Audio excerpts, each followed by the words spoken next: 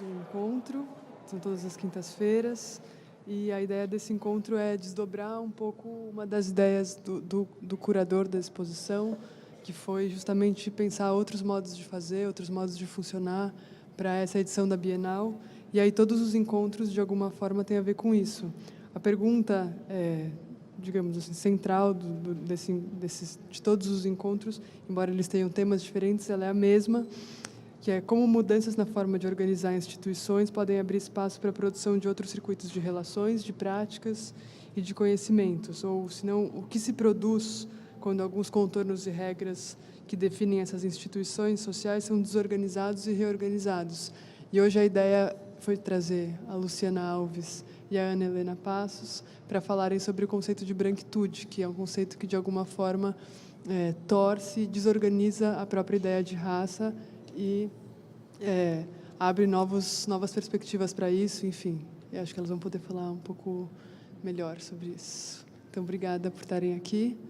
E a ideia é que cada uma fale mais ou menos uma meia hora, 40 minutos, depois a gente abre para virar mais uma conversa. Tá bom, tá joia. Tá bom? Luciana, não sei se quer começar. Não sei se você que sabe. Não sei como é que vocês se organizaram. Pode ser. Pode? Faz pra mim, na verdade. Bom, boa noite. Como a Marília já disse, eu sou Luciana. Eu pesquiso relações raciais mais ou menos desde 2002, quando da minha primeira iniciação científica no tema. E, desde então, não parei de pesquisar a categoria raça, só que, a partir ali de 2007, quando eu ingresso no mestrado, eu recebo o desafio da minha orientadora de pesquisar algo que estava bastante incipiente ainda no Brasil, que é a questão da branquitude, né? A gente tinha pouquíssimos estudos sobre o tema.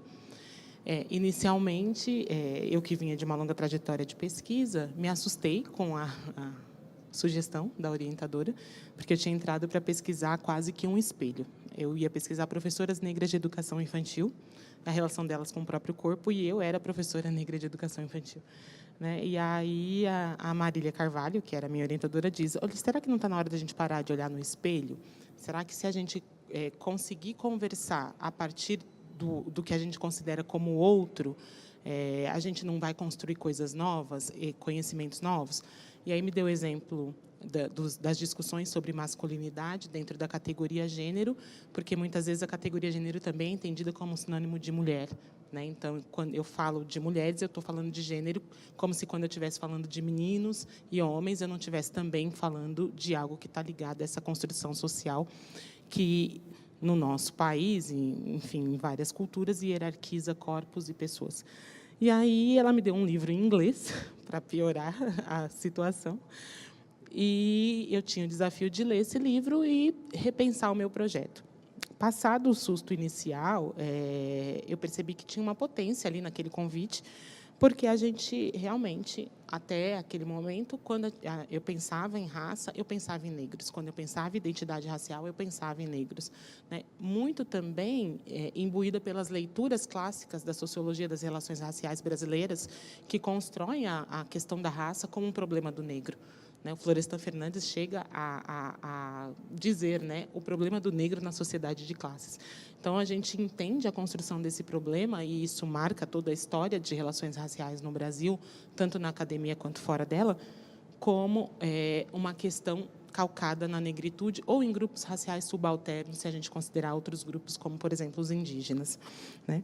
Bom, desse convite, eu junto um pouco com o convite que a Marília me fez. E, quando ela me contacta, né, para eu participar dessa roda de conversa, ela me diz o seguinte: nós estamos trabalhando nessa exposição com deslocamentos e rearranjos de sistema de operações originais. Eu achei fantástica essa ideia. Não, ela me conta isso dizendo da reorganização da operação de instituições, né, da sociedade civil, enfim.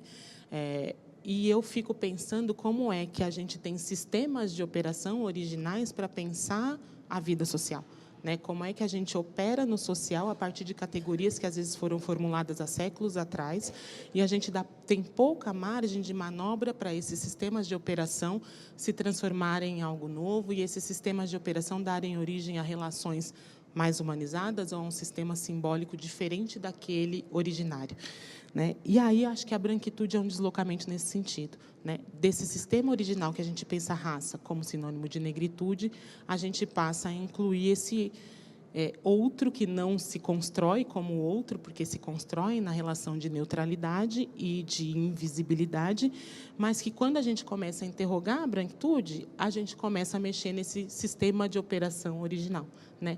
E aí, tentando fazer um link com a minha pesquisa de mestrado e as pesquisas que decorreram dela, pensar a branquitude é mudar o modo como a gente organiza o pensamento racial brasileiro, né? A gente organiza o pensamento racial brasileiro a partir da ideia de subalternidade ou inferioridade racial.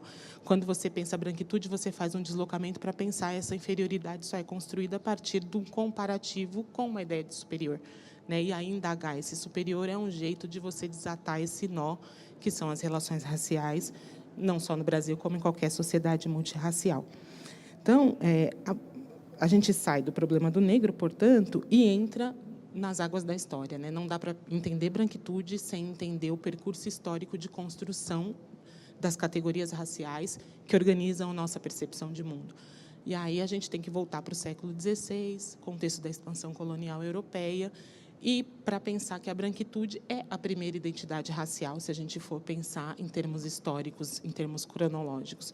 Quando europeus saem para além-mar e encontram povos diferentes de si, são eles que vão arrogar para si a condição de raça superior e vão imputar aos grupos que eles encontram nesse caminho como raças inferiores. Então, eu brinco com as minhas alunas que, se a gente pensar, por exemplo, América, né, a América inteira, nenhum dos povos se chamava de índio, né? Eram Bororos, Mapuche, enfim, Guarani, Tupi, se pensavam assim, tinham, portanto, um esquema de operação do mundo que estava muito mais na chave da linhagem, muito mais na chave das famílias ancestrais, do território ocupado, da cultura compartilhada, e não da raça. Quem imputa uma raça a esses povos são os brancos. Então, isso já marca uma primeira assimetria entre a branquitude e as demais identidades raciais que a gente considera, às vezes, como únicas identidades raciais possíveis, né? A branquitude é uma identidade bastante poderosa, que tem, inclusive, a prerrogativa de dizer quem é a raça, quem são os grupos raciais.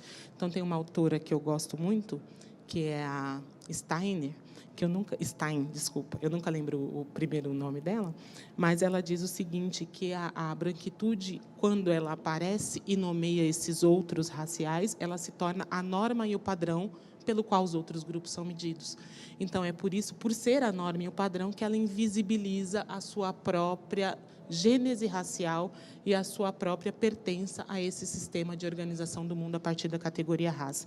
Então, é por isso que, como ela cria as outras raças e, nesse processo, ela se invisibiliza, que a gente não costuma associar brancos a um grupo racial, né? E são inúmeros exemplos do cotidiano, né? Tem um acidente de trânsito, se for um negro, só podia ser negro. Se for um branco, você pensa em outras questões que envolvam aquela pertença racial. Então, um negro, um índio, eles são representantes do seu grupo racial como um todo.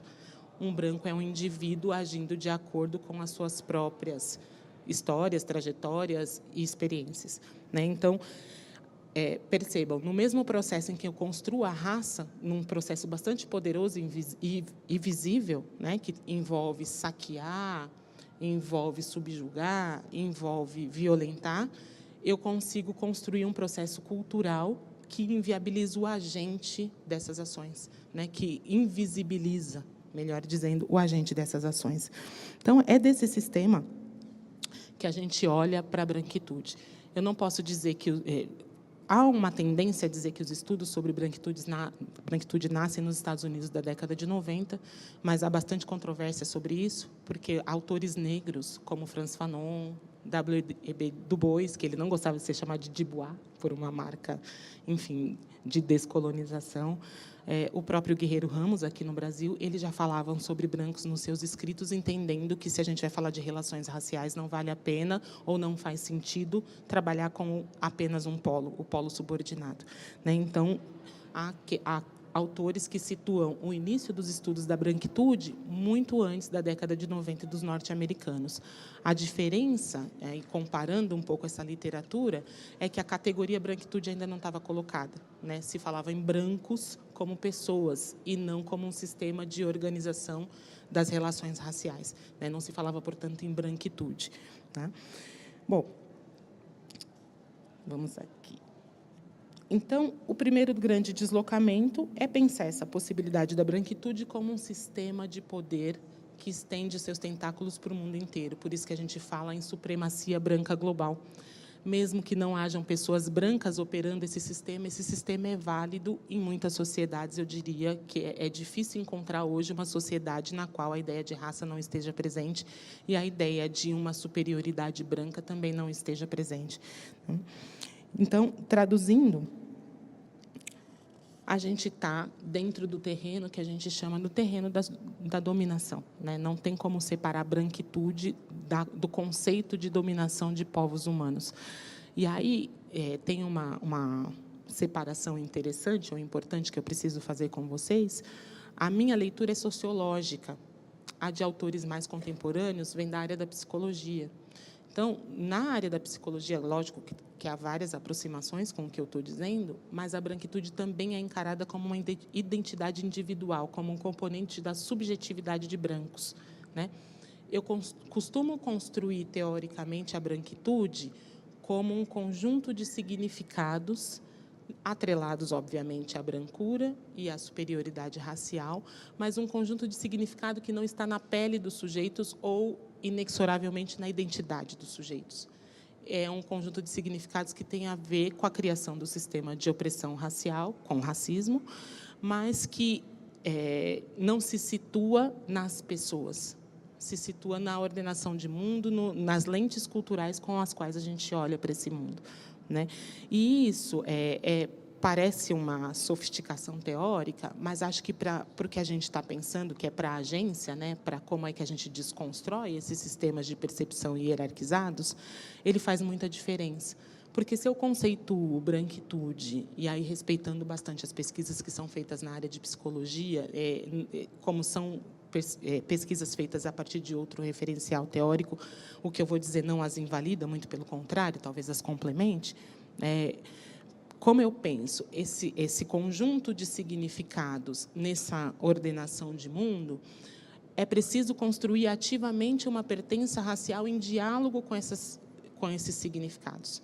Ninguém nasce branco, a gente se torna. A gente dizer isso para mulheres, para negros, né? Tem um livro chamado Tornar-se Negro, Simone de Beauvoir falou isso em relação às mulheres, né? Não é a concentração de melanina que torna alguém branco, mas são os discursos disponíveis naquela determinada sociedade em que se nasceu.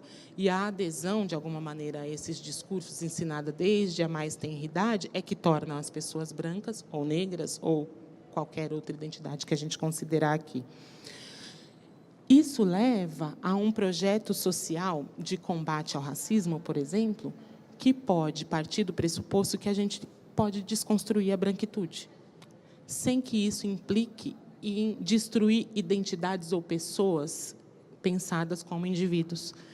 Destruir a branquitude ou problematizar a branquitude seria distender essa categoria de percepção de mundo que hierarquiza grupos e atrela ao polo branco positividades e ao polo escuro negatividades. Então, quando eu falo em desconstruir a branquitude, é óbvio, não se trata do extermínio físico de brancos, tampouco de um tipo de tratamento capaz de tirar dos brancos uma parte importante de sua identidade.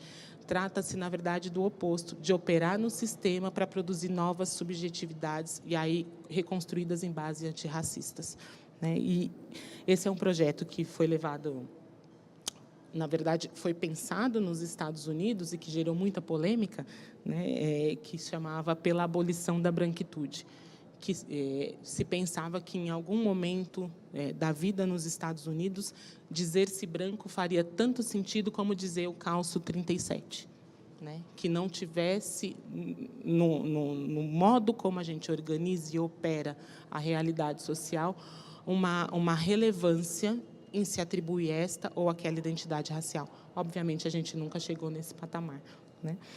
Bom, E agora, tratando da minha pesquisa, mais especificamente, né, eu trouxe algumas construções teóricas aqui que não são só minhas, são também, mas não somente, mas o que aparecia na minha pesquisa de mestrado, eu entrevistei 10 professores negros e brancos da educação básica, muito imbuídos do sentimento de que precisavam combater o racismo nas suas salas de aula. Então, eu tinha sujeitos que já são diferentes da maioria, né? E quando eu perguntava para esses sujeitos o que significa ser branco, era um espanto total, né? Como assim? Por que você está me perguntando isso? Né? Porque, de novo, aquela chave, o óculos com que a gente olha a realidade, diz que raça é negro nesta chave mais binária, né? E aí, quando eles conseguiram formular para mim o que é que significava ser branco, a primeira coisa que vinha eu nunca precisei pensar sobre isso, né, que tem muito a ver com a chave de invisibilidade ou com a ideia de normalidade que está embutida na criação da categoria, né?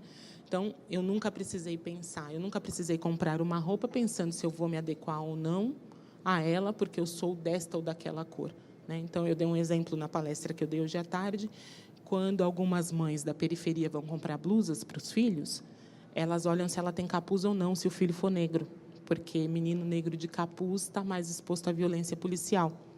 E as mães brancas não precisam pensar se o capuz vai ser ou não necessário, né? A chave de escolha daquela vestimenta é outra. Então, ser branco nesse exemplo é não se sentir racializado mediante a extrema racialidade que eu atribuo ao outro, percebe? Então, o outro tem uma raça, mas eu não tenho, justamente porque eu não preciso me pensar a partir dessa categoria, né? E aí vocês devem estar pensando, mas, se ninguém se pensa como branco, como é que existe branquitude? Se pensa em momentos muito pontuais, né?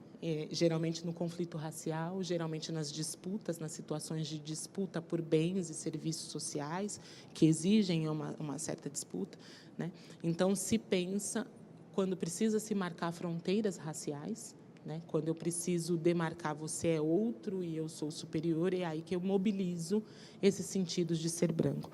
E quais são esses sentidos, né? Nas minhas entrevistas, apareceram um conjunto muito específico de significados de ser branco, todos eles em diálogo com os estereótipos ligados ou atribuídos à negritude.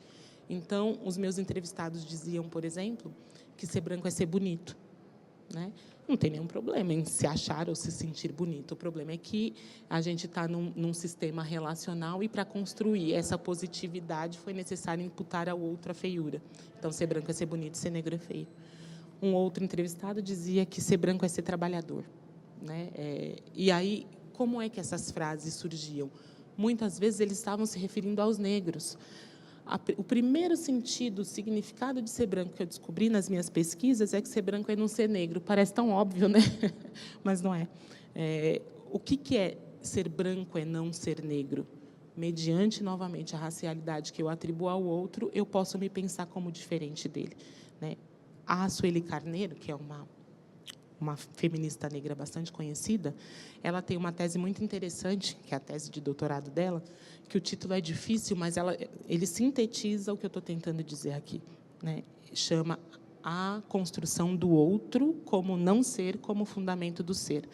Então, como é que eu me construo esse ser superior? Negando ao outro a sua condição de humanidade, né? Essa negativa, ela não é individual, ela não é uma escolha, ela não está na chave somente do subjetivo, né? Ela está nessa roda da história que eu fui contando brevemente aqui para vocês.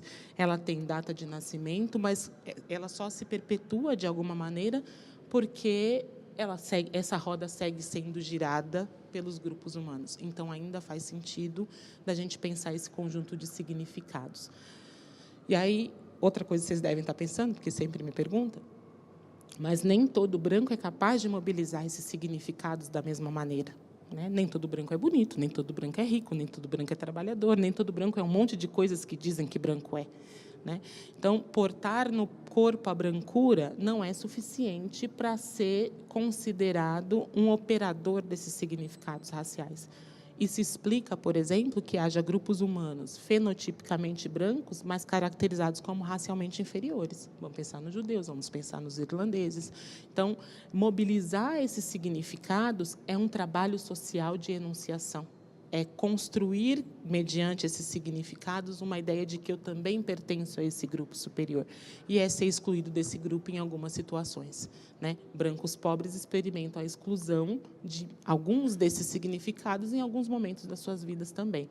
Mas como é que, então, existe um sistema que baliza os modos como a gente organiza a nossa vida no cotidiano? Apesar das experiências serem muito diversas, da gente ter várias experiências de brancura, por exemplo, os significados permanecem lá e antecedem as realizações de pessoas brancas. Então, eu sempre dou um exemplo também que eu acho interessante. Uma vez assaltaram um shopping de elite em São Paulo, uma joalheria, e os ladrões souberam mobilizar esses sistemas de significados raciais com maestria. Vestiram os membros da quadrilha mais escuros, mais casualmente, vestiram muito bem os membros brancos, os negros entraram primeiro e atraíram toda a segurança para eles, enquanto os brancos assaltavam a joalheria. Então, perceba, e quando se noticia isso, é com espanto que brancos tenham participado. É com espanto que eles tenham se atrevido a desmobilizar um significado atrelado à brancura, que é o da honestidade, né? E aí você não pensa neles numa chave racial. Você tenta encontrar nas trajetórias individuais os condicionantes daquele comportamento. Com negros, a história é bem diferente, né? Então, existe, embora haja esse conjunto de significados, a necessidade de construir ativamente uma adesão a eles, uma adesão a essa idealização do que significa ser branco, a própria existência desse conjunto de significado passa a operar como um sistema de privilégio para aqueles que são reconhecidos como portadores legítimos desses significados, os brancos. Quando outras pessoas de outros grupos raciais subalternos acessam esses sentidos, eles são vistos com certa desconfiança. Então, um dos meus entrevistados dizia assim, tinha uma família lá que morava perto da gente e que era trabalhadora, boazinha, honesta, todo mundo chamava ele de negro de alma branca. Como eles estão mobilizando os significados do lado de lá, alguma coisa neles tem que ser branca, porque esses significados são brancos, né? E isso a gente pode repetir em N exemplos que a gente possa dar aqui do nosso cotidiano racial. Bom, deixa eu ver se tem mais alguma coisa.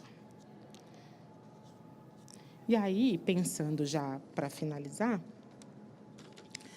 parece que desfazer a branquitude é meramente desfazer discursos, né?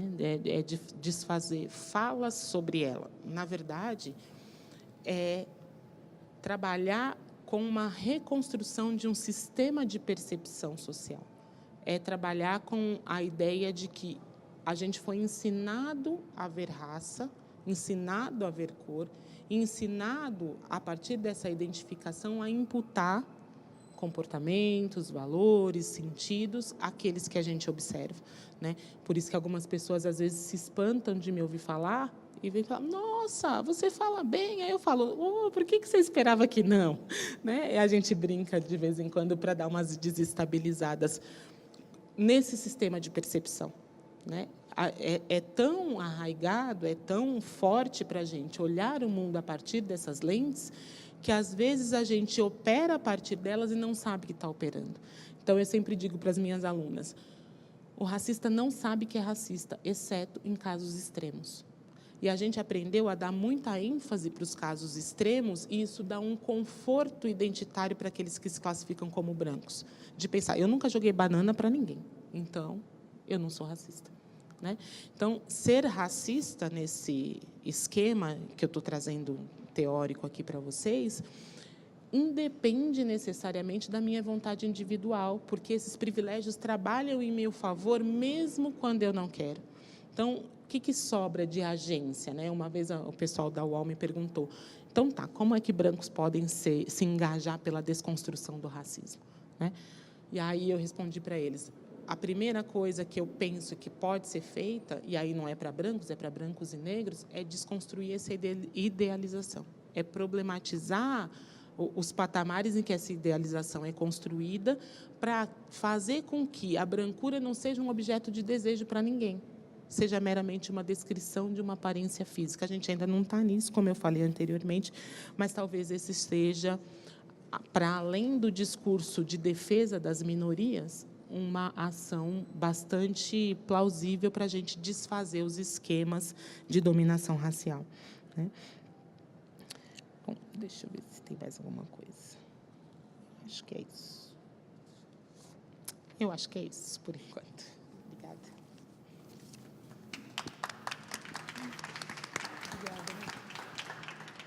Obrigada, Luciana. Vou passar a palavra para a Ana Helena e depois a gente abre para a conversa. Boa noite a todas, todos e todes. Marília, queria agradecer o convite, inesperado, mas acho que entrelaçado aí com uma grande potência de encontros, que o nome já diz, né? Afetuosos. Luciana, eu vou complementar, na realidade, o que a Luciana disse, que foi fantástico, e eu acho que muito do que a gente vai falar vão ser elos, né? Porque a gente está falando da mesma coisa. Então, eu vou... Que isso é uma coisa quando você fica para falar depois, né? Fica... O que as coisas são parecidas e o que você... Então, eu acabei... É uma coisa que eu faço toda vez que eu fico para falar depois. Eu peguei algumas coisas que a Luciana pontua e aí vou entrelaçando com algumas coisas que eu tinha pensado para a gente pensar junto e construir junto. Primeiro eu vou falar quem eu sou, né? Eu sou Ana Helena, sou recifense.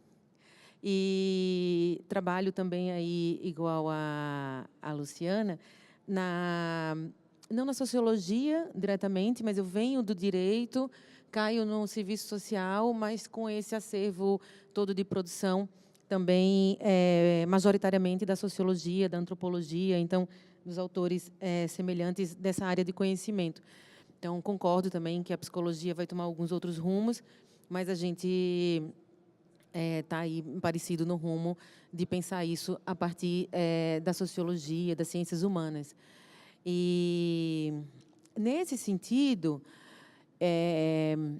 eu vou também voltar um pouquinho lá para século XV, né, século XV, XVI, um pouco como a Luciana também pontuou, desse sistema global de significados, quando o pensamento europeu precisa construir, né, a ideia de raça para...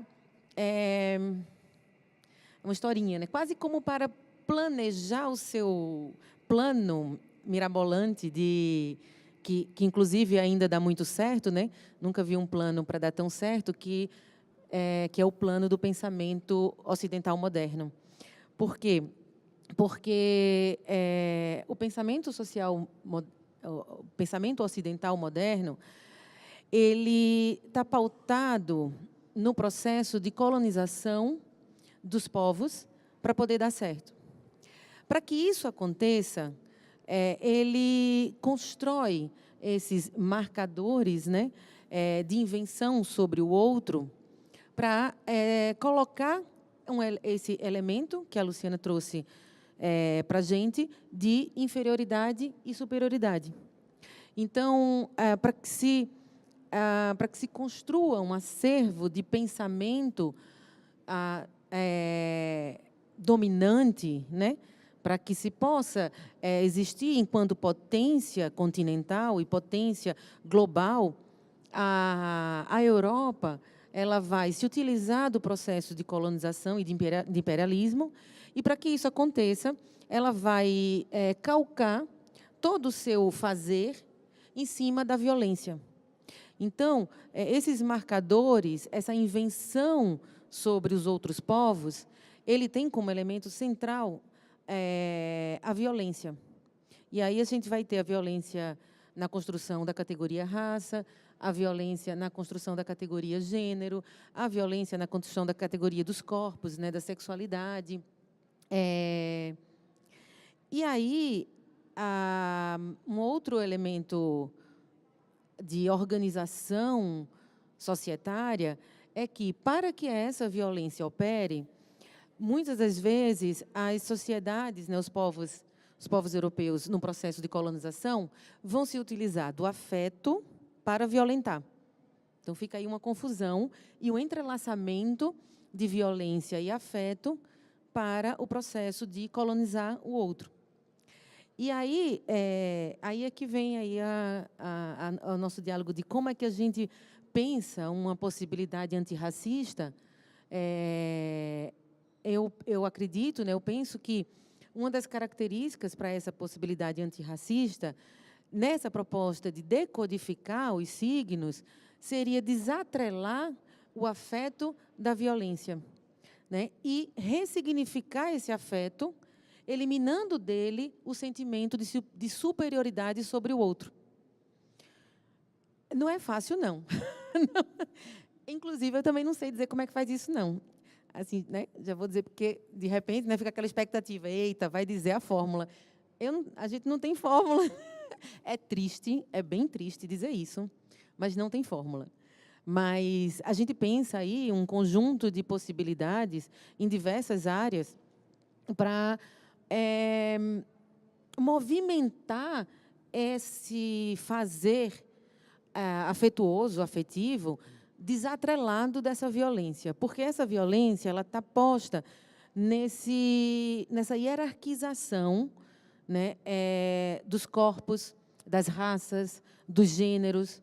Então, isso está o tempo todo, isso está operando o tempo todo. A Luciana falou aí que, por sinal, eu ficava mais meia hora escutando. Quando você deu o microfone, eu disse, ai, não, não quero me escutar, não. Quero porque eu já conheço o trabalho da Luciana, inclusive para montar, que eu acho que eu sou um pouquinho depois dela. Né, se começa em 2007, eu acho que eu termino em 2015, a tese, né, doutorado. Então, a gente está aí trocando ideias, então é uma honra assim, tá junto agora no bate-papo. E aí, eu acho que uma primeira questão que me inquieta e que me motiva a pensar para além é essa. O que me inquieta é imaginar que esse conjunto de signos e significados que marca os corpos na sua racialidade, ele está todo construído num processo de hierarquização que precisa da violência para operar. E essa violência precisa do afeto para existir. Então, por exemplo, a gente tem diversos exemplos raciais sobre isso, mas a gente também tem exemplos de gênero, né, que é a própria violência doméstica. Né? A violência doméstica é um exemplo muito pulsante disso. Né? Você tem um homem que violenta a mulher e que, imediatamente, num processo de negação dessa violência, né, para manutenção do seu privilégio ali na relação afetiva, ele fala, não é isso, eu te amo, e lá vem flores, e chocolate, e um monte de coisa, de signos de amor e afeto romântico que tenta eliminar o elemento forte dessa violência. Né? Então, toda a nossa trajetória do processo de branqueamento do Brasil, ele foi calcado nessa articulação, nessa intersecção de violência e afeto. Aí, nesse caminho aí de... Agora, deixa eu olhar minha cola para ver se eu estou indo bem direitinho. Não sei se vocês falam cola ou... Como é? Sim. Antes da gente chegar, porque eu queria finalizar conversando sobre propostas, né? Que a gente vai chamar de propostas decoloniais. Mas, antes disso, eu achei super interessante que a Luciana coloca do lado de lá, que é muito interessante, porque uma das formas de construir essa hierarquização, né, de inferioridade e superioridade para manter o pensamento ocidental moderno, o Boaventura de Sousa Santos, né, ele vai dizer que o pensamento ocidental moderno é um pensamento abissal. Né? Então, ou seja, entendo que ele traz abissal como essa coisa profunda, linear, operante aí como hegemônico. Para que esse pensamento seja realmente um pensamento dominador, né, hegemônico de todos os povos, né, para que todos os signos do mundo eurocêntrico sejam os signos que a gente vai reproduzir nas colônias, ele precisa criar uma linha abissal, né, que ele vai chamar, que ela é constituinte do eu e do outro. Então, ele vai dizer exatamente isso. Ele vai dizer que tudo que é pensamento ocidental moderno, que é a filosofia, o iluminismo, tudo aquilo que a gente aprende na escola, toda a nossa moral, toda a nossa ética, todo o nosso sistema operacional religioso, majoritariamente, né, não estou falando indivíduos, mas majoritariamente o nosso sistema operacional religioso é judaico-cristão. Então, todo esse sistema de pensamento, essa epistemologia, ele vai chamar o lado de lá e o lado de cá.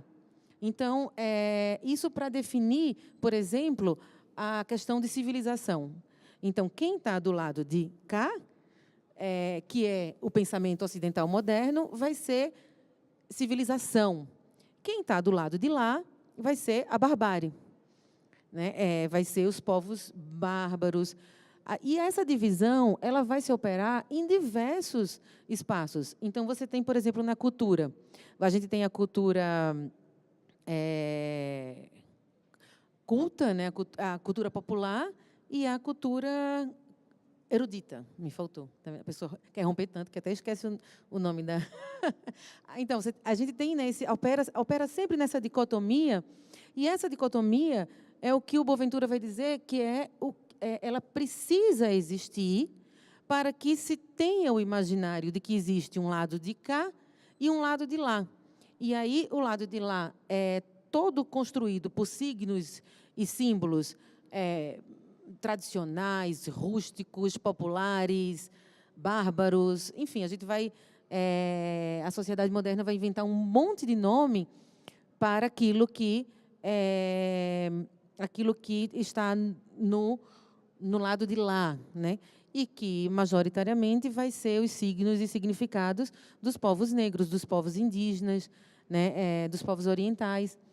E o lado de cá vai ser o próprio pensamento ocidental moderno, que precisa alimentar essa dicotomia para continuar operando na hierarquização, na superioridade e, com isso, continuar operando na sua relação de poder. Então, inclusive, é por causa disso, na realidade, que pensar a branquitude, né, pensar esse sistema que a Luciana, né, mostrou para a gente o que é branquitude, né, essa construção de produção de conhecimento que dá poder aos sujeitos sociais brancos, não pela sua brancura, mas pelo conjunto de signos que estão do lado de cá, que está atrelado a essa epistemologia ocidental, né? É urgente que a gente pense isso, inclusive na atual conjuntura, né? Na atual conjuntura, o que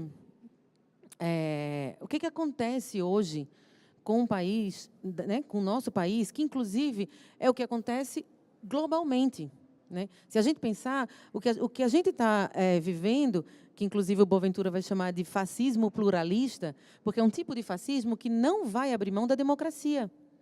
É um fascismo que não vai rasgar a Constituição, não acredito. Bem, talvez... Bem, eu acho, né? Espero que eu não esteja errada, porque aí realmente é o fim do poço, sem mola para subir. Mas eu acredito, pela uma certa análise de conjuntura de ciência política, que ele vai operar utilizando da democracia, utilizando de ferramentas ditas democráticas, mas para manter situações de opressão e violências drásticas, né? Para o foco maior, que é o processo de neoliberalismo econômico, e, junto com o processo de neoliberalismo econômico, o processo da continuidade da branquitude. Porque, de fato, Por que a urgência da gente pensar pela perspectiva da branquitude? Porque se a gente fizer um olhar panorâmico do que aconteceu durante esses 20 anos, né? O que aconteceu durante esses 20 anos? Os governos de esquerda, os governos que pensam políticas sociais, eles construíram um acervo de políticas afirmativas que fissurou a estrutura. Eu não vou nem dizer que rompeu, porque a gente sabe que, infelizmente, não rompeu, porque se tivesse rompido, a gente não estava tendo essa reação, né, da hegemonia branca, masculina, supostamente hétero, né? Porque, bem, mas a gente tem essa reação por causa disso, porque a gente tem um conjunto de políticas de ação afirmativa que fissura essa estrutura. O que é essa estrutura? Esse pensamento ocidental moderno, esse fazer, esse fazer do pensamento ocidental moderno que dá privilégios e poder para os grupos hegemonicamente brancos, hegemonicamente masculinos e supostamente heterossexuais. Então, o que a gente está vivendo dentro tem complexidades da questão econômica, né, que é realmente um momento histórico de um tipo de sistema econômico que é o neoliberalismo financeiro, que, para existir, precisa que os sujeitos da manutenção desse poder sejam esses sujeitos, os brancos, os homens e os supostamente héteros. Por que os supostamente héteros? Porque, na realidade, limitar a sexualidade ou prender, né, institucionalizar e prender a sexualidade é histórico também dentro desse discurso do pensamento ocidental moderno, né? Porque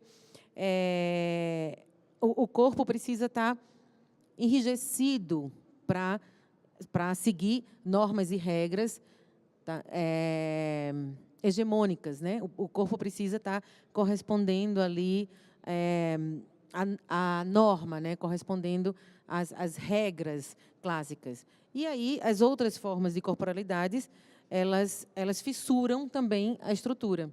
Então, isso que a gente está vivendo globalmente é uma reação a um fim do século XX e início do século XXI, em toda a América Latina, inclusive não só Brasil, de políticas sociais que enfrentaram fissurar a estrutura do pensamento ocidental moderno. E aí, para isso, o que se fez, né? Sem reações da hegemonia, e aí uma afirmação. Então, uma afirmação de branquitude, que a gente está vendo aí de forma muito grave, né? Acho que todo mundo a gente está... Não que o racismo no Brasil não exista, sabemos que existe, sabemos cotidianamente que existe, sabemos oficialmente que existe desde 2001, né? Porque o Brasil tem uma história muito confusa com seu racismo, porque ele passa... O processo de branqueamento é uma tentativa, e é bem tentativa mesmo, porque a gente sabe que, na real, isso é uma grande mentira, né? É uma grande mentira. Mas é uma tentativa de mascarar e de velar um racismo, porque as nossas políticas, a construção da política brasileira e da identidade nacional brasileira, ela foi muito... Ela negou muito o marcador raça. No dia a dia ele acontece, ele opera no processo de desigualdade, mas enquanto discurso societário, esse marcador ele foi esquecido em prol do marcador da classe, né? Então, o problema do Brasil é se desenvolver, é ficar rico, é progresso. Então, essa foi a nossa construção da identidade nacional. Mas, em 2001, isso muda, muito impulsionado pelo movimento social negro, que vai para uma conferência na África do Sul, em Durban, e afirma, né, enquanto política pública, que o Brasil é um país racista. E mostra isso em números o tempo todo. E aí o Brasil ratifica um acordo lá na Conferência de Durban, dizendo que, enquanto Estado, o Brasil vai se comprometer a construir políticas públicas que vai combater o racismo. Então, 2001 foi uma data muito importante para o Brasil, porque é ali que o Estado brasileiro fala, sim, nós somos racistas. É claro que a gente já tinha um grande acervo de leis de combate, inclusive a própria Constituição Federal, né, no seu artigo 5º, né, inciso 74, já tinha lá que crime de racismo é inafiançável e tal, mas essa coisa estava tudo ali na lei, mas o Estado não tinha um discurso oficial de que era racista. E 2001, então, o início do século XXI é marcante para o Brasil assumir que é racista e começar realmente a investir em políticas públicas afirmativas, que são políticas públicas que caminham para o processo de busca de igualdade racial. Aí deu uma confusão na cabeça da branquitude brasileira, né? Porque estava lá, muito confortável, dizendo, não, tem lá no artigo 5º que racismo é crime, mas deixa quieto, não está movendo. Mas aí a gente moveu estruturas, e tem uma estrutura que é muito rara, que eu tenho muito afeto e interesse enquanto pesquisadora, que é a educação. Eu caminho na educação. Então, para mim, o grande ganho do Brasil, depois de 2001, foi a implementação de uma lei nacional, né, uma lei federal, que se chama Lei 10.639, que foi sancionada em 2003, a primeira lei sancionada no governo Lula, né, no governo Luiz Inácio Lula da Silva, que fala, é uma lei bem pequenininha, ela altera um artigo da Diretrizes e Bases Nacional, e ela fala assim, que agora a gente tem obrigatoriedade de trabalhar as culturas africanas e afro-brasileiras na escola.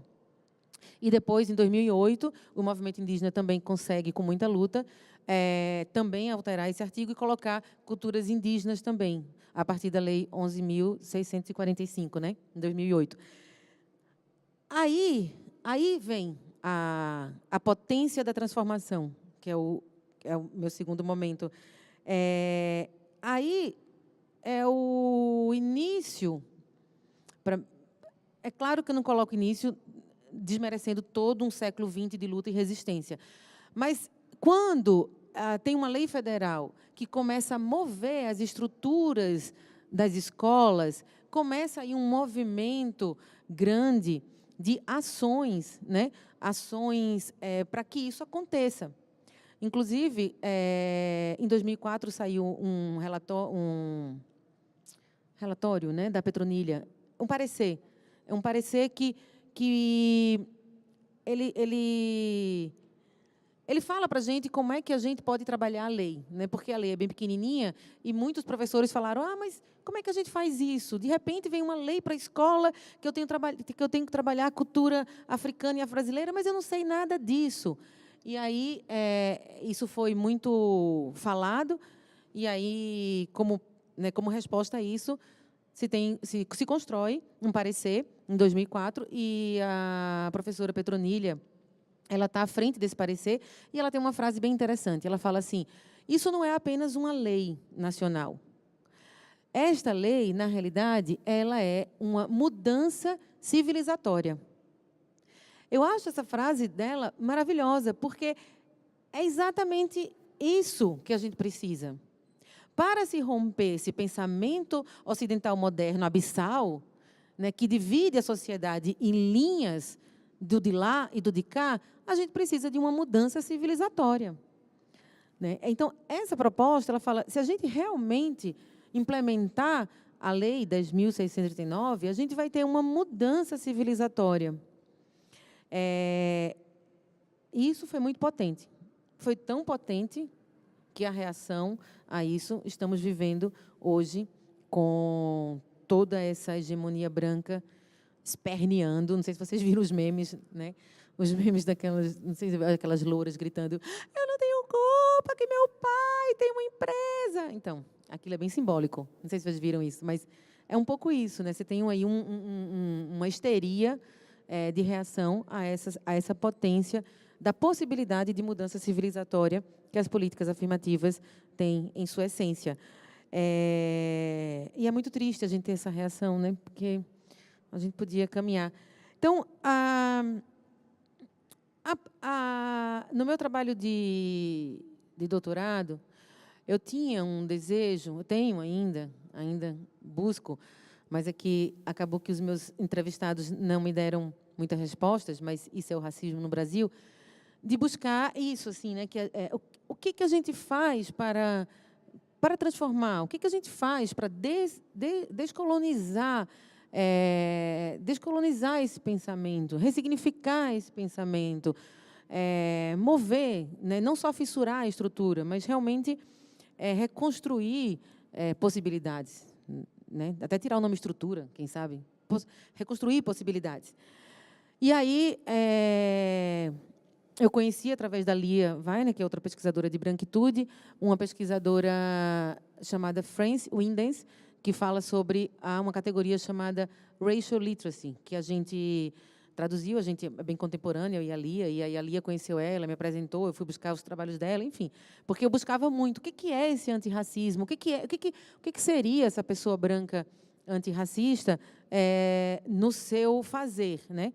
Porque acho que a Luciana traz bem essa questão de que não é a brancura que vai tornar você racista, é um conjunto de significados operante aí nessa hegemonia do pensamento de lá, nunca sei de lá de cá, mas o que faz você também ser diferente, né? Você se mover enquanto antirracista. E aí é um conjunto, na realidade, de letramento racial, né? Então, muito rapidamente, esse letramento racial seria essas ações, essas atitudes, e um conjunto também, por exemplo, o que faz a Lei 10.689. Na hora que a lei entra na escola e que você começa a ter um conjunto de literatura africana e afro-brasileira, um conjunto de bonecas, representações indígenas e afro-brasileiras, você começa a trazer um novo acervo, né, de possibilidade de existência, de corpo, de estética, de representação, de escrita, de fazer, que a sua cabeça vai começar a trazer outros elementos sobre os povos, tirando esse elemento da hierarquização. Então, o letramento racial seria isso, um conjunto de possibilidades na estética, na literatura, em todos os campos, na arte, em todos os campos, que trouxesse a possibilidade de que os povos fossem vistos nas suas culturas e nos seus fazeres de forma igualitária, com seus significados igualitários, né, culturais, étnicos, igualitários. Tá? Poucos entrevistados, dos meus entrevistados, eles trouxeram elementos de letramento racial, né? E os que trouxeram, ou seja, eu entrevistei alunos brancos, na realidade, assim, eu fiz uma observação participante numa aula de História e Cultura Afro-Brasileira numa universidade na periferia de São Paulo. Então, eu fiquei 6 meses acompanhando a aula de um professor negro. Depois, eu entrevistei só os alunos brancos, para ver o que essa aula moveu nesses alunos. Tive poucos relatos possíveis de letramento racial. Na realidade, eu tive muitas negações, né? Na aula, eles se colocavam de uma forma e, na entrevista, se colocavam de outra forma. Chegando ao ponto que eu usei pseudônimos, e eu pedi para que eles dissessem os pseudônimos, chegou ao ponto de um menino branco usar o pseudônimo de Adolf Hitler. Então, confortavelmente, inclusive, ele optou pelo pseudônimo de Adolf Hitler. Então, agora, os que mostraram possíveis rupturas na sua subjetividade, no seu fazer cotidiano, como é que aquela aula realmente significou algo, trouxe uma potência de agência antirracista, foram pessoas que buscaram, na sua memória, signos de afeto com relação à família, com relação à comunidade, com relação a espaço social, e que, quando chegava na aula, aquilo acionava. Então, toda vez que ele estava na aula de História e Cultura Africana e Afro-Brasileira, algo movia a subjetividade e ele se sentia, ele ou ela, né, se sentia tocado e desejoso de fazer diferente. Um pouco envergonhado, um pouco culpado, todos esses elementos acontecem, né? Quando você enfrenta a branquitude. Culpa, envergonha, reação negativa. Mas, mesmo passando tudo isso, tinha algo que movia a possibilidade, então esse letramento racial estava aí atrelado a esse elemento do afeto, né? E aí é um pouco, acho que já está é um pouco isso que eu acredito e venho buscando, assim, se a gente desatrelar o elemento da violência e ressignificar esse afeto a partir desse letramento, e esse letramento racial ele só pode existir, ele só consegue existir se a gente conseguir realmente, enquanto sociedade, ter direito a todas as histórias de forma igual, né? Então, acho que é isso. Essa é a nossa contínua resistência, independente desse momento difícil do Brasil. Acho que essa é a nossa contínua resistência, porque se a gente não tiver acesso igualitário a essas histórias, essas culturas, a gente não vai conseguir acessar minimamente ou, inclusive, construir, né, esse elemento do afeto desatrelado dessa violência que essa violência é sedimento do pensamento ocidental moderno. Então, acho que a gente tem que ir negando ela, né? E negando essa potência que a violência tem e ressignificando e desatrelando o afeto dessa violência. Acho que é isso. Obrigada.